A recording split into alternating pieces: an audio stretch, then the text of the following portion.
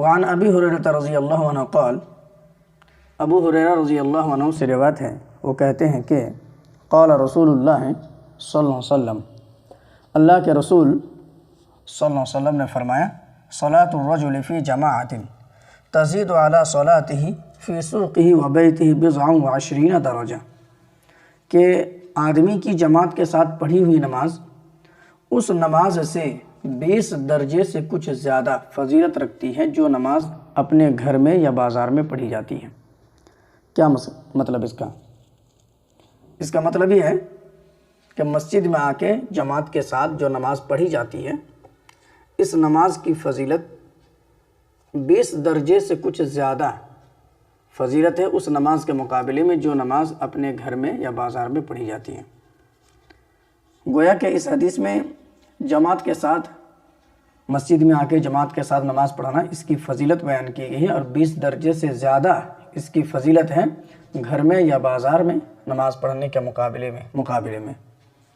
وَذَلِكَ أَنَّ أَحَدَهُمْ إِذَا تَوَضَّأَ فَأَحْسَنَ الْوُضُوءَ، اور وہ اس طرح سے کہ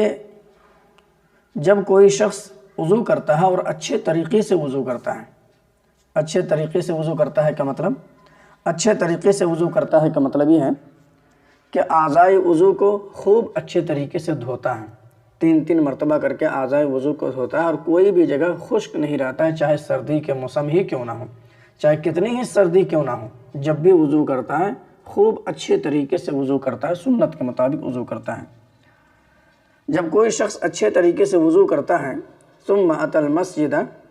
اور پھر وہ مسجد آتا ہے، لا يريد الا الصلاة، اور مسجد صرف نماز پڑھنے کی نیت ہی سے آتا ہے، نماز پڑھنے کے ارادے سے ہی مسجد آتا ہے، کسی اور مقصد سے نہیں، لا ينهزه الا الصلاة، اس آدمی کو صرف نماز مسجد کی طرف لے آتی ہے۔ تو اللہ کے رسول صلی اللہ علیہ وسلم فرماتے ہیں، لم يخطو خطوة الا رفع له بها درجہ، کہ ایسا آدمی جو اچھے طریقے سے وضو کرتا ہے اور وضو کرنے کے بعد صرف نماز پڑھنے کے ارادے سے ہی مسجد آتا ہے، تو ایسے آدمی کے ہر قدم کے بدلے میں اس کا 1 درجہ بلند کر دیا جاتا ہے۔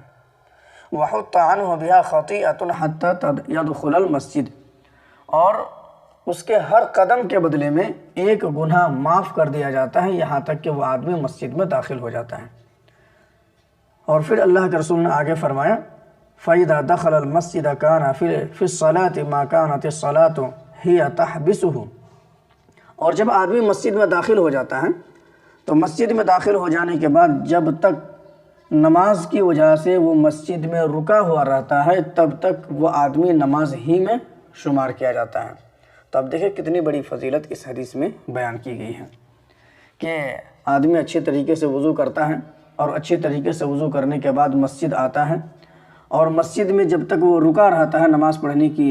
نیت سے، نماز پڑھنے کے لیے مسجد میں رکا رہتا ہے، یعنی کہ نماز کا انتظار میں کھڑا ہے یا بیٹھا ہے یا ذکر الہی میں مشغول ہے، تو اسے نماز ہی کے حالت میں شمار کیا جاتا ہے، اور مسجد میں آنے کی وجہ سے اس کے ہر قدم کے بدلے میں 1 درجہ بلند کر دیا جاتا ہے، اور اس کا 1 گناہ مٹا دیا جاتا ہے۔ آگے اللہ کے رسول نے فرمایا، وَالْمَلَائِكَةُ يُصَلُّونَ عَلَىٰ أَحَدِهِمْ مَا دَامَ فِي مَجْلِسِهِ الَّذِي صَلَّى فِيهِ يَقُولُونَ، کہ تم میں سے جو شخص اسی مجلس میں بیٹھا رہتا ہے جس مجلس میں اس نے نماز پڑھی ہے، اس آدمی کے لیے فرشتے دعائیں کرتے ہیں۔ یہ ایک بہت بڑی فضیلت ہے جو اس حدیث میں بیان کی ہے، کہ آدمی اسی جگہ پہ بیٹھا رہتا ہے، اسی مجلس میں بیٹھا رہتا ہے جس مجلس میں اس نے نماز پڑھی ہے، اور اسی مجلس میں بیٹھ کے وہ ذکر و اذکار کرتا ہے یا اس جگہ پہ بیٹھا رہتا ہے، تو اس آدمی کے لیے فرشتے دعائیں کرتے ہیں۔ اور یہ فرشتے کیا دعا کرتے ہیں؟ اللہ کے رسول نے فرمایا، اللہم ارحمہ، اللہم اغفر لہ، اللہم تب علیہ۔ یہ فرشتے دعا کرتے ہیں کہ اللہ تو اس پر رحم فرما، اور تو اسے معاف فرما دے، اس کی تو مغفرت فرما، اللہم تب علیہ، اور اس کی توبہ کو قبول فرما۔ یہ دعائیں فرشتے کرتے ہیں اس آدمی کے حق میں جو آدمی اسی مجلس میں بیٹھا رہتا ہے جس مجلس میں اس نے نماز پڑھی ہے۔ اللہ کے رسول صلی اللہ علیہ وسلم فرماتے ہیں کہ یہ فرشتے اس وقت تک دعائیں کرتے رہتے ہیں، آپ نے فرمایا ما لم یؤذ فیہ ما لم یحدث فیہ، کہ جب تک وہ آدمی کسی دوسرے کو ایذا نہ پہنچا دے